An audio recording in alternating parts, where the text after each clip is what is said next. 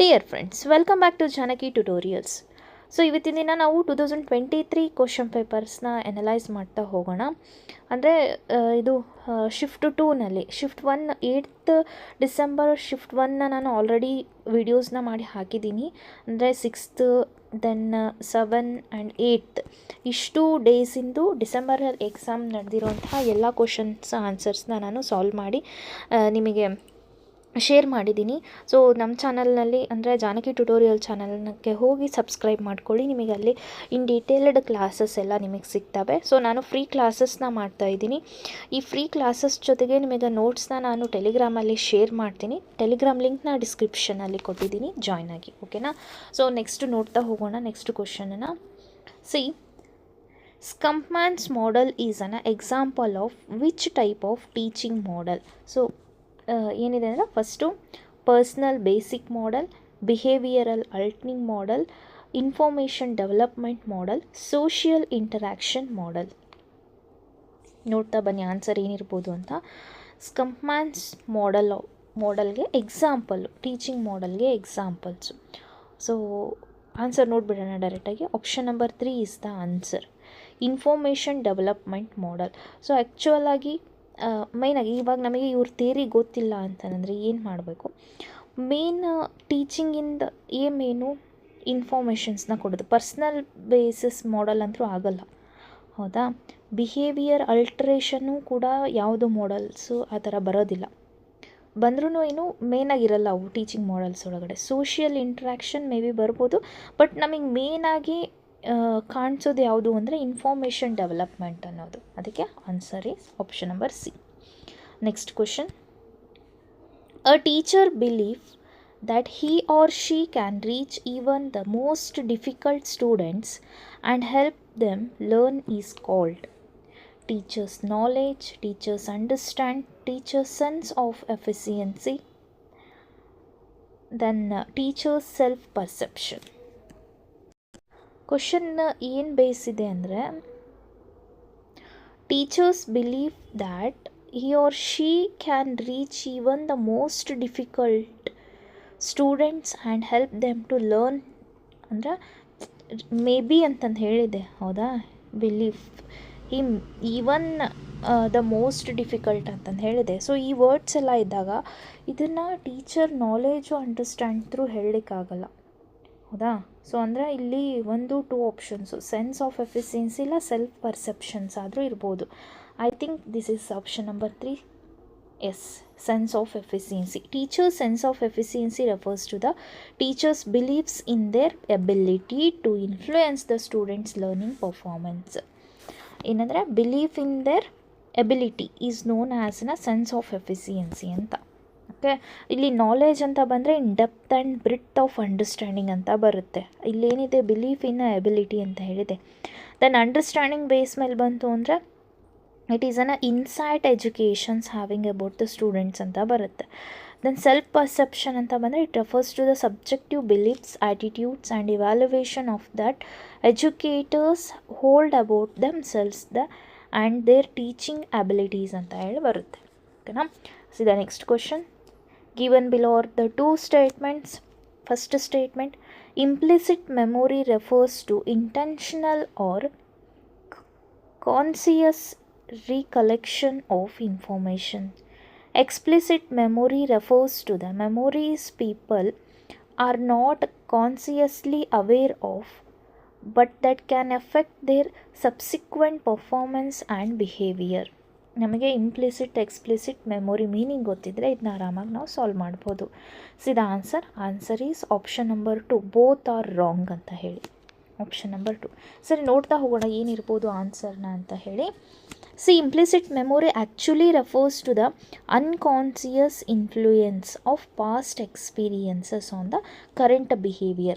But illénide implicit memory refers to the intentional or conscious recollection of a memory. ಇದು opposite, ditto opposite. ಇದು unconscious ಬರುತ್ತೆ.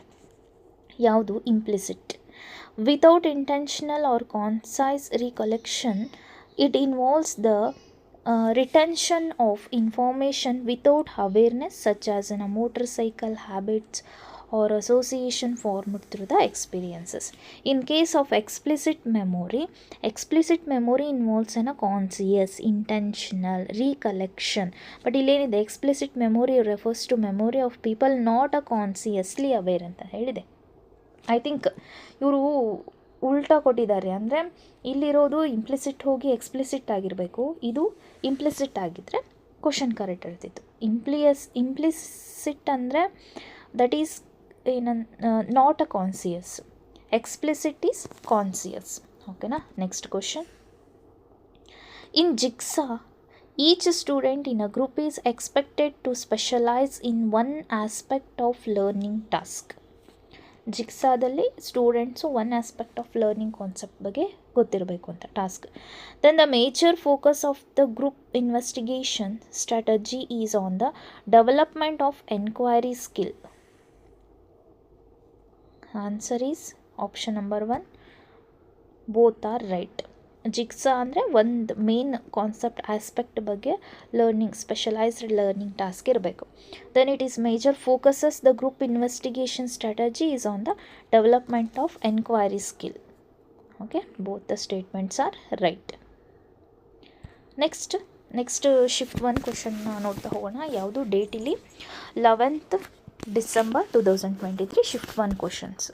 C, which of the following is not a benefit of mind mapping? Mind mapping means digging deeper ಅಂತ ಹೇಳ್ತಾರೆ. ಓಕೆನಾ. which is not a benefit: improving memory retention, enhancing creativity and problem solving skill, reducing stress and anxiety, making a information more difficult to comprehend. C, ಇಲ್ಲಿ ಏನಂದರೆ not a benefit ಅಂತಂದು ಹೇಳಿದೆ. Mind mapping ಅಂದರೆ digging deeper evaluation ಅಂತ ಹೇಳ್ತಾರೆ. But ಇಲ್ಲಿ option number 4ನ ನೋಡ್ರಿ, ಇಲ್ಲಿ ಡಿಫಿಕಲ್ಟ್ ಟು ಕಾಂಪ್ರಹೆಂಡ್ ಅಂತಂದು ಹೇಳಿದೆ. In making a information more difficult to comprehend ಅಂತ ಹೇಳಿ. So I think this is wrong. ಇನ್ನು ಉಳಿದೆಲ್ಲ ಪಾಸಿಟಿವ್ ವೇದೊಳಗಡೆ ಆನ್ಸರ್ಸ್ ಇದೆ. Yes, exactly option number 4 is the answer. Okay, next question. Given below are two statements. Okay. Edupuzzle is a tool used for mind mapping in education. MindMeister is a tool used for creating interactive videos in education. Edupuzzle, mind mapping, MindMeister. So ಇವೆಲ್ಲ every ಶಿಫ್ಟಲ್ಲೂ ಆಯಿತು, every year, every time exams ಒಳಗಡೆ repeat ಆದಂಥ questions. C, answer is option number 2. Both the statements or false. So ನೋಡ್ತಾ ಹೋಗೋಣ. Edupuzzle is not a primary tool for mind mapping.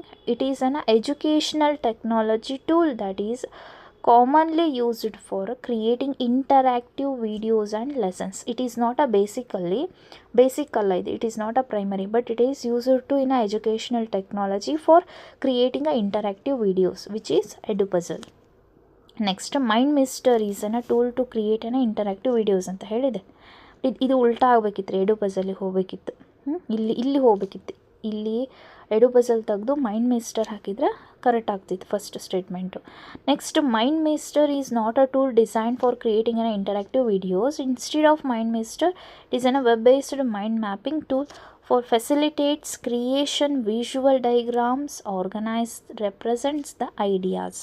Okay. Next question. Which of the following is not an objective of teaching?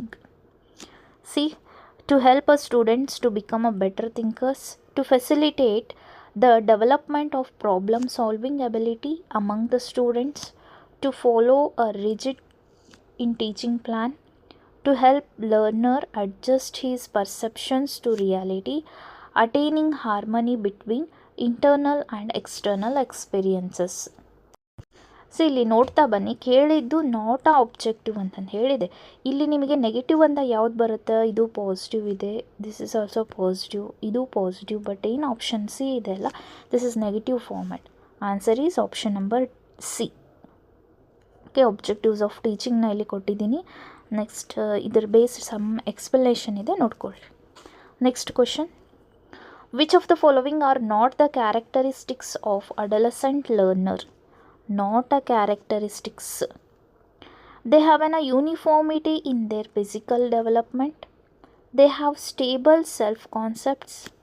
They often experience mood swings and emotional terminology. Then they have high hopes and aspiration for their future. They have a increased peer group pressure. Question is not a characterized by adolescent learners. See the answer. Answer is option number 4. Before of that, now adolescent learner meaning na nodona. Adolescence comes from the Latin word adolescence, that means to grow to maturity. Then it is an age between 10 to 19. This is known as an adolescent learner.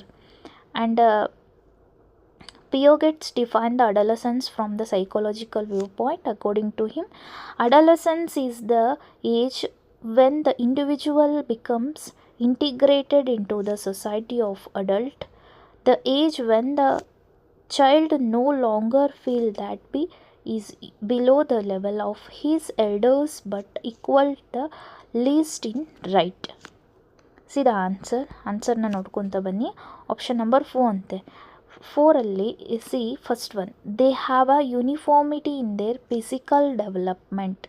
ಇಲ್ಲಿ uniformity ಇರಲ್ಲ ರೀ, because adolescent ಅಂದರೆ 10 to 19 year between age ಗ್ರೂಪ್ನಲ್ಲಿರೋರು, ಹೌದಾ? So ಅಲ್ಲಿ physical development variation ಆಗ್ತಿರುತ್ತೆ, but ಯೂನಿಫಾರ್ಮಿಟಿಯಾಗಿ ಇರಲ್ಲ. So option number A is wrong. Then B ನೋಡ್ರಿ, they have an a stable self concept. ಆ ಏಜಲ್ಲಿ ಸೆಲ್ಫ್ ಕಾನ್ಸೆಪ್ಟ್ ಅನ್ನೋದೇ ಇರಲ್ಲ ರೀ, ಅದು ಸ್ಟೇಬಲ್ ಆಗಿ ಇರೋದೇ ಇಲ್ಲ. ಸೊ ಯಾರು ಏನು ಹೇಳ್ತಾರೆ ಅದು ಓಕೆ, ಸೊ ಇದು ಓಕೆ ಅಂದರೆ ಇದು ಓಕೆ ಅಂತಾರೆ, ಇದು ಓಕೆ ಅಂದರೆ ಅಂದರೆ ಅಲ್ಲಿ ಕನ್ಫ್ಯೂಷನ್ ಭಾಳ ಇರುತ್ತೆ, ಸೆಲ್ಫ್ ಡಿಸಿಷನ್ ತೊಗೊಳಕ್ಕೆ ಆಗ್ತಿರಲ್ಲ. ಸೊ ಹಾಗಾಗಿ ಸ್ಟೇಬಲ್ ಆಗಿರಲ್ಲ. Next, they often experience mood swing and emotional turmoil. Yes correct, ಅವರು ಯಾವಾಗಲೂ ಸ್ವಿಂಗ್ ಆ್ಯಂಡ್ ಎಮೋಷ್ನಲ್ ಆಗೇ ಇರ್ತಾರೆ. They have an high hopes and aspirations for their future. Exactly. Then they have a increased peer group pressure. ಹೌದು, ಅಲ್ಲಿ peer groups ಏನಿರುತ್ತೆ ಜಾಸ್ತಿ ಪ್ರೆಷರಲ್ಲಿರುತ್ತೆ. So first 2 questions are wrong. First 2 statements are wrong. Next question,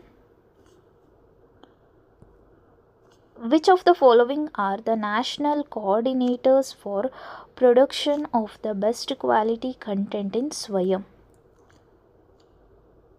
NCTE, AICTE, IGNOU, UGC, CEC.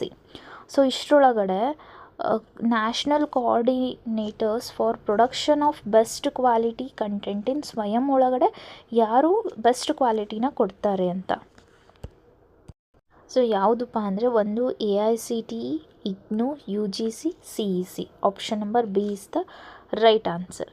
C ನೋಡ್ತಾ ಬನ್ನಿ, ಇಲ್ಲೆಲ್ಲ ನಾನು ಕೊಟ್ಟಿದ್ದೀನಿ ಯಾವ್ಯಾವ ಇದ್ದಾವೆ ಅಂತಂದು ಹೇಳಿ, ಅದ್ರದ್ದು ಇನ್ ಡೀಟೇಲ್ಡ್ ಇನ್ಫಾರ್ಮೇಷನ್ ಕೂಡ ನಾನು ಹಾಕಿದ್ದೀನಿ. Okay, next question. Okay, next shift 2 ಕ್ವಶನ್ಸ್ನ ನಾವು ನೆಕ್ಸ್ಟ್ ಕ್ಲಾಸಲ್ಲಿ ಸ್ಟಡಿ ಮಾಡೋಣ.